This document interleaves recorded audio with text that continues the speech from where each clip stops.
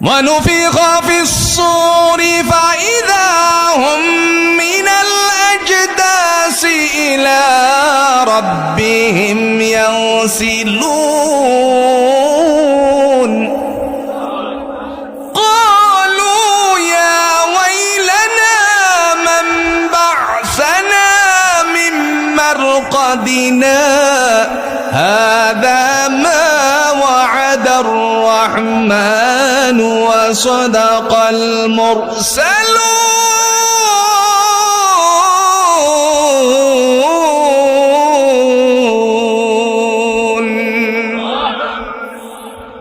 দলিল কে পেশ করেছে? আল্লাহ বলেন ওয়ানুফিখা ফিস সূরি ফাইযা হুম মিনাল আজদাসি ইলা রাব্বিহিম ইয়ানসিলুন।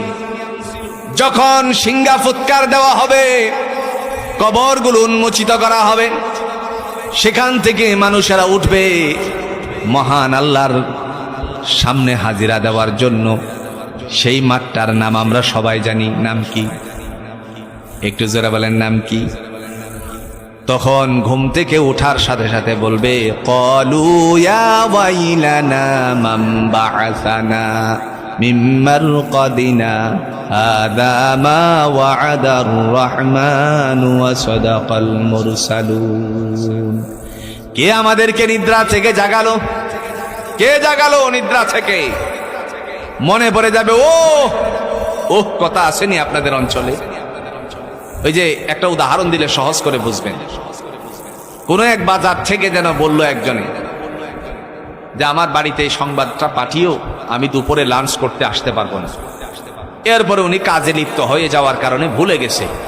ওনার একজন সন্তানকে যখন দেখলো, দেখার সাথে সাথে বলছে তোমার আব্বা তো আমার কাছে একটা সংবাদ দিছিল দুপুরে আসতে পারবে না বাসায়, তো আমি তো ভুলে গেছিলাম। এরকম কথাটা আছে কিনা? কথাটা দুনিয়ার কাহারও নাই, স্বয়ং আল্লাহ সূরা ইয়াসিনে দিছেন। আর একটু আস্তে কোন সুবহানাল্লাহ। ডেকে ডেকে বলবে ক্বালু ইয়া ওয়াইলানা মান বা'আসানা মিন মারকাদিনা হাযা মা ওয়া'আদার রহমান ওয়া সাদাকাল মুরসালুন।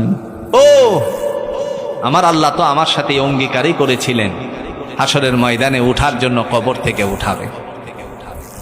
দৌড়ে উপস্থিত হয়ে যাবে সেদিন। উপস্থিত হওয়ার পরে আল্লাহ পাক রব্বুল আলামিন দুইটা হিসাব বুঝাবে, দুই ভাবে হিসাব বুঝাবে। কয় ভাবে? একটু জোরে কোন, কয় ভাবে? দুই ভাবে হিসাব বুঝাবে। একটা ভাব হবে ডান হাতওয়ালার, আরেক ভাব হবে, আরেক হিসাব যাদের হাতে যাবে তাদের।